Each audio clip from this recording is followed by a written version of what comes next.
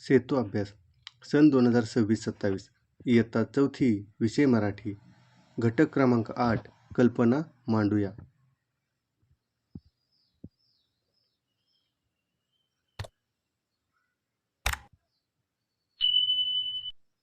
या घटकामध्ये विविध प्रकारचा मजकूर ऐकून व वाचून त्यातील मुख्य विषय सांगणे तसेच मजकुरातील मुख्य कल्पना सविस्तरपणे सांगता येणे या अध्ययन निष्पत्ती आहेत.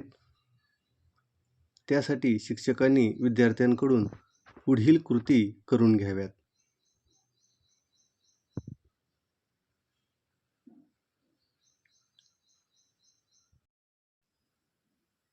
या ठिकाणी खालील वाक्यातील मुख्य कल्पना दाखवणाऱ्या शब्दाभोवती गोल कर.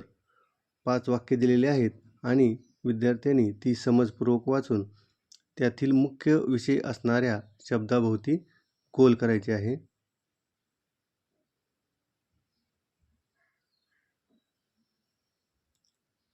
पहिलं वाक्य आहे, झाडामुळे आपल्याला सावली व फळे मिळतात. यातील मुख्य विषय आहे झाडांमुळे, त्यामुळे या शब्दाला विद्यार्थ्यांनी गोल करावे. क्रमांक 2, नद्यांमुळे आपल्याला पाणी मिळते.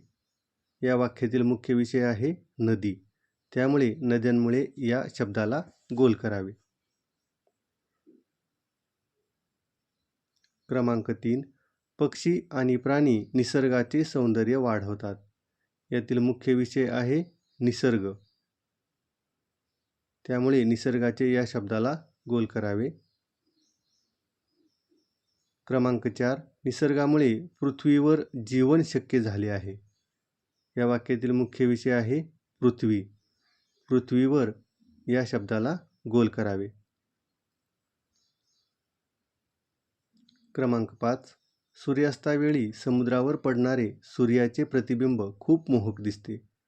यातील मुख्य विषय आहे सूर्याचे, सूर्य, त्यामुळे सूर्याचे या शब्दाला गोल करावे. कृती क्रमांक 2, खालील मजकुराची मुख्य कल्पना एका वाक्यात लिही. या ठिकाणी मजकूर दिलेला आहे आणि त्याविषयी विद्यार्थ्यांना एका वाक्यामध्ये मुख्य कल्पना लिहायची आहे. मुख्य कल्पना, वेळेचे महत्त्व ओळखून तिचा योग्य वापर करणे हेच यशाचे गमक आहे, त्यामुळे प्रत्येक काम वेळेवर करणे आवश्यक आहे. कृती क्रमांक 3, माझी शाळा या विषयावर संकल्पना चित्रातील मुद्द्यांच्या आधारे माहिती लिहा. मैदान, शाळेसमोर एक मोठे खेळाचे मैदान आहे. तिथे आम्ही विविध मैदानी खेळ खेळतो. शाळेची इमारत, आमची शाळेची इमारत खूप मोठी आणि सुंदर आहे. त्यानंतर पुढील शब्द आहे स्वच्छता, आमच्या शाळेचा परिसर नेहमी स्वच्छ आणि टापटिपीत असतो. पुढील शब्द आहे ग्रंथालय, शाळेत एक अद्ययावत ग्रंथालय आहे जिथे आम्हाला नवनवीन पुस्तके वाचायला मिळतात.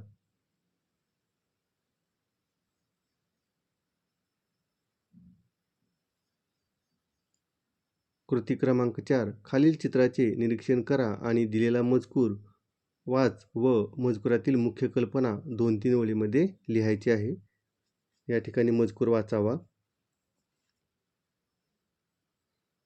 उत्तर, माझा गाव निसर्गरम्य आणि सुंदर असून तेथील लोक प्रेमळ आणि एकमेकांना मदत करणारे आहेत. गावात सोयीसुविधा आणि एकोपा असल्याने येथील जीवन सुखी आणि आनंदी आहे.